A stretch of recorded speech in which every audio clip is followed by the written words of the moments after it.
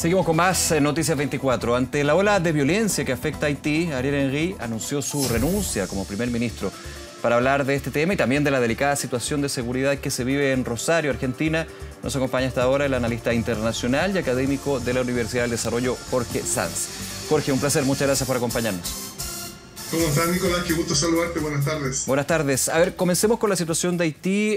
Renuncia Ariel Henry y claro, era algo que sorprende, algo que iba a suceder. ¿Cómo se ha visto desde el ámbito internacional en ese sentido?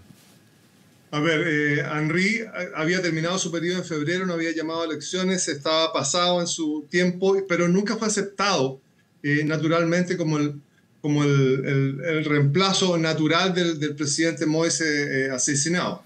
Henry no logró llevar la seguridad a Haití, no logró llevar el desarrollo a Haití, no logró un plan de trabajo y la seguridad, en definitiva, se le arrancó a las manos. Al extremo que él mismo va personalmente a Kenia a pedir ayuda, claro. Y Kenia se compromete a eso y pasa todo lo que está pasando en Kenia, que no van a ir, no quieren ir, no pueden ir, y varios problemas de esa naturaleza, entendiendo la crisis que está viviendo Haití. Si es que era esperable lo que estaba pasando con Henry, pero lo mejor hubiese sido que no hubiese salido producto de la presión de las pandillas, particularmente de Barbecue, sino que hubiese salido producto del sistema político, del sistema democrático que se estaba tratando de instalar en Haití. Claro, del orden institucional, digamos. Sí, exactamente. Ahora, ¿era factible de alguna manera? Uno vería bastante improbable que haya sido ese el camino para finalmente la salida del primer ministro, en la situación actualmente que vive Haití en términos de seguridad, pero que arrastra desde hace tanto tiempo. A ver, si nosotros retrocedemos en el tiempo, Chile, el contingente chileno de Naciones Unidas va en la MINUSTAH a Haití el año 2004, y en el año 2004 ya se decía que la situación en Haití era una situación de desestabilización y que afectaba la paz de la región. Hoy día Haití es mucho más grave de lo que era en ese tiempo. Por tanto, el control que han asumido las pandillas del territorio de Haití es particularmente casi el 80%, dicen, del territorio de Puerto Príncipe. El resto del territorio está bastante también alejado del control que puede ejercer el Estado de Haití sobre esos espacios. Hay un conflicto en la frontera con República Dominicana por el agua. Ninguna de esas cosas las tenía Henry en la mano, sino que se le empezaron a arrancar producto de la evolución y producto del no control de la situación política de Haití. Lo que quiero señalar es que Haití es un Estado fallido. Está en el rango del Estado fallido, donde el Estado no es capaz de tomar las decisiones y asumir las responsabilidades que le corresponden al Estado, por supuesto al gobierno. Entonces, estamos en ese plano. Y en ese plano, el poder lo asumen y lo controlan este pandillero Barbecue, que es capaz de unir a todas las pandillas. Un poquito también eso, ¿ah? ¿Perdón? Ex policía de un grupo de élite que justamente se creó para combatir a las organizaciones criminales. Sí, claro, y era muy cercano a Jovenel Moïse. Entonces, él es capaz de unir a todas las pandillas y asumir el control del Estado. Entonces, en ese plano, la verdad es que Henry ni siquiera puede entrar a Haití, está en República Dominicana, dicen. Entonces, en ese estado, la verdad es que es bien difícil de controlar un país como ese. Está entrando en esta situación de hambre, está entrando en una situación de desesperación desde la seguridad, y las pandillas están asumiendo el control territorial y político del Estado. Ahora, hablemos un poquito de Barbecue, este líder de pandillas que reúne a lo que era un número importante justamente de organizaciones criminales que existen en Haití, que finalmente van por un fin común. ¿Cuál es ese fin común que es bien importante dentro del fenómeno que se da en Haití? Las pandillas lo que están buscando y lo que le están diciendo a la población civil es que ellos les van a dar seguridad, por lo tanto que no tengan miedo. Perdón. Lo que está buscando es sacar a Henry del gobierno. Y no necesariamente porque vayan a gobernar las pandillas, sino que Barbecue lo que hace es sacar a Henry, unir las pandillas, establecer ellos un control de seguridad y ellos manejar la situación política. Por lo tanto, se podría suponer que son ellos los que van a llamar de nuevo un proceso democrático, lo que ya empieza a ser muy difícil. Claro. Entonces, y eventualmente con sus propias condiciones, digamos. ¿Perdón? Y eventualmente con las condiciones que ellos pongan, porque evidentemente tienen el sartén por el mango y no estamos hablando de un partido político, por ponernos en ese orden institucional, vuelvo al concepto. Por supuesto, un grupo importante de pandillas que empiezan a controlar el territorio de Haití. Entonces, lo que está sucediendo hoy día es que si nos vamos a El Salvador, El Salvador tenía el 60% o el 70% del territorio controlado por las pandillas, pero El Salvador tenía una estructura política y una estructura de poder a partir de las Fuerzas Armadas, y llegó un presidente con la decisión de, ok, vamos a recuperar el territorio y voy a ocupar los instrumentos del poder que tengo como las Fuerzas Armadas, y lo logró. En Haití eso no existe. No hay una estructura, no hay una fórmula que permita enfrentar a las pandillas hoy día. Por lo tanto, todo el poder lo tiene Barbecue y su grupo de pandillas, controlando hoy día Puerto Príncipe, controlando el sistema, y además el sistema internacional no ha tomado contacto con nada. Se están reunidos en Jamaica algunos. Blinken, el secretario de Estado de Estados Unidos, fue a Jamaica. Van a poner recursos, pero todavía no sale de esa reunión una solución real para Haití. Esa solución real es negociar con las pandillas o enfrentar a las pandillas. No hay muchas más. Claro, porque y es bueno que tú pongas el punto con respecto a El Salvador, porque se ha escuchado muchas comparaciones, o mira, aquí esto es distinto, o sea, porque evidentemente el orden institucional, político no existe en Haití desde hace tantos años. O sea, recordemos que hay una investigación con respecto a lo que fue la muerte del antecesor de Ariel Henry, que hasta tenía involucrada a quien era su esposa en ese sentido y su círculo más cercano.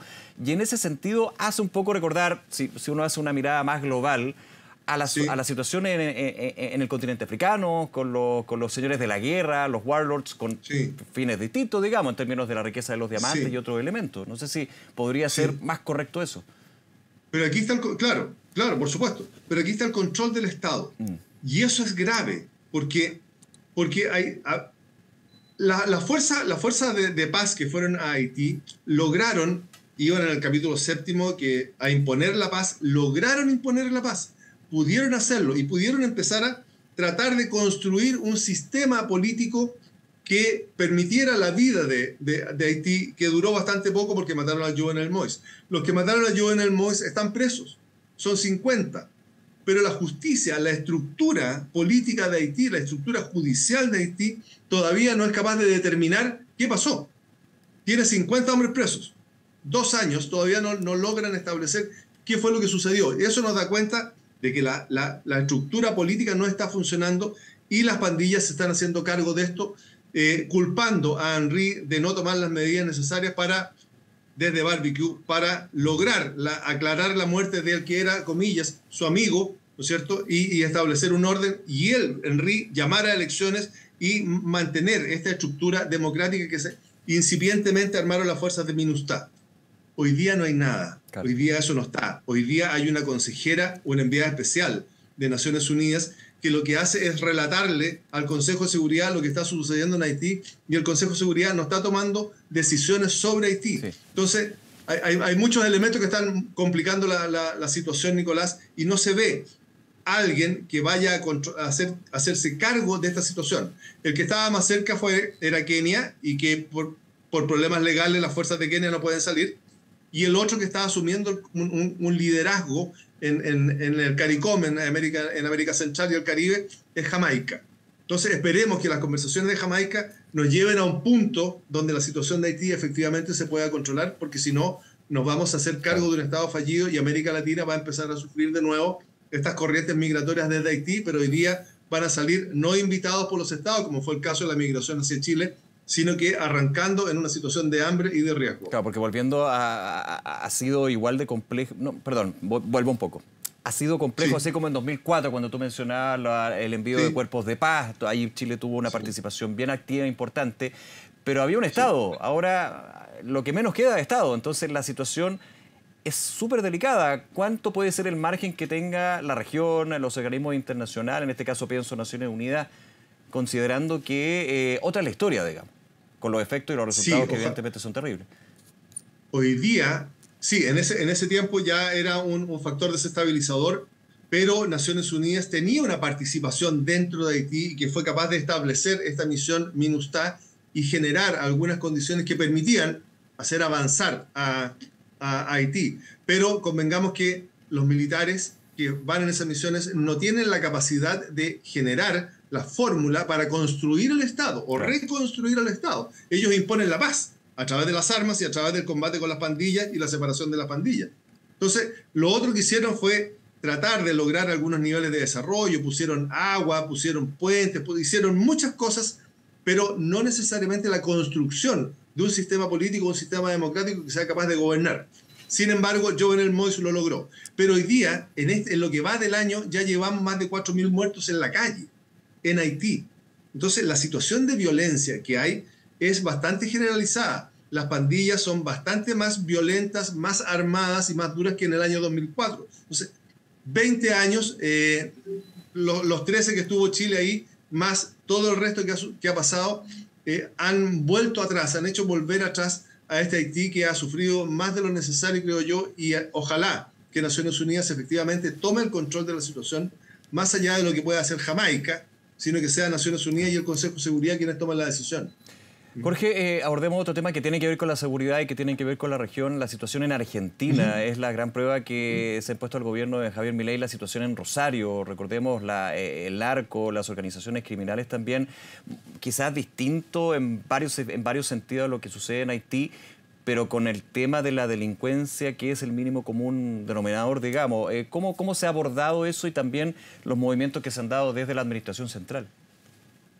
Hay una decisión que es durísima que tomó el presidente Milei, producto de la solicitud de los gobernadores, de un grupo de gobernadores donde hace cabeza Maximiliano Puyaro, de que la inseguridad dentro del interior de Argentina, particularmente Rosario, estaba llegando a niveles que ellos ya no eran capaces de controlar.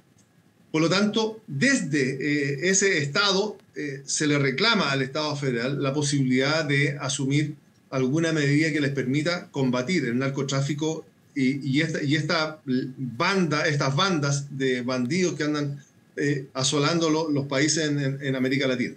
El presidente Milei congrega a un comité de crisis y ese comité de crisis va a asumir el control de la lucha contra estas bandas. ¿Quién compone el comité de crisis? La ministra de Seguridad.